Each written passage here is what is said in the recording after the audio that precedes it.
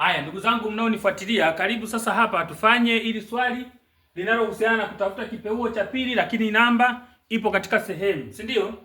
Tunaona hili swali, tafuta kipeuo cha pili cha 41 juu ya ngapi? Ya 9. Hapa hatua ya kwanza ni moja. Anza kwanza kwa kubadilisha sehemu mchanganyiko kuwa sehemu zinazopita kiasi, sawa? Chukua 9 hii asili, zidisha mara kitu kizima 40, alafu tutajumlisha na moja.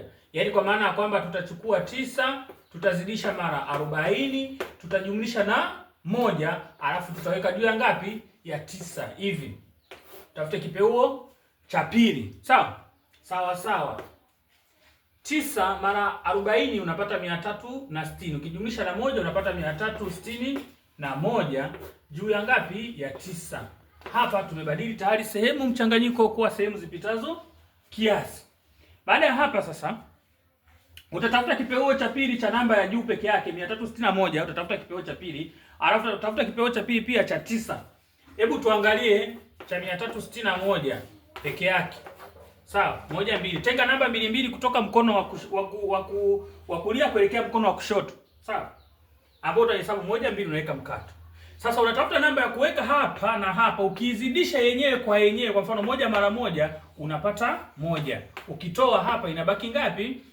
3 toa 1 inabaki 2. Sasa hapa kinachofuata, shusha hizi namba zote mbili kama zilivyo. Hawa ni mapacha. Shusha 61 yote. 61. Sawa. Alafu chukua 1 mara 2 au 1 ongeza 2 unapata 1 ongeza 1 unapata ngapi? 2.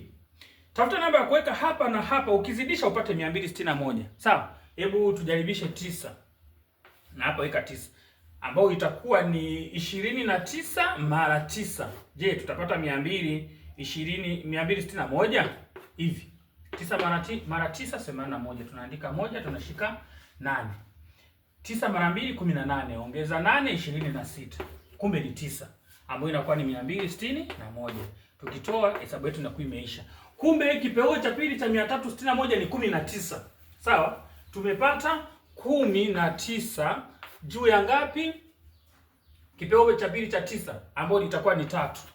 Ambao sasa hapa tunakwenda kurahisisha. Unaona asili ni ndogo kuliko kiasi, lazima tuende tukafanyeje? Turahisisha, ambayo itaingia mara 6, sawa? Itaingia mara 6 na kubaki moja juu ya 3. Hili ndio linakuwa jawabu letu.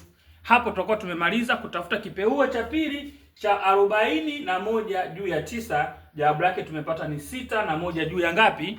Ya 3. Asante sana kwa kunifuatilia, lakini usisahau kunifollow na kushare na kucomment pale ambapo unaona tunaweza tukaongezea nyama ili mtoto aweze kuelewa. Ninachoamini mimi ni kwamba mimi na wewe mzazi wote kwa pamoja tunajifunza, tunaendelea kumuimarisha mtoto apate maarifa zaidi. Asante sana kwa kunifuatilia. Mungu awabariki.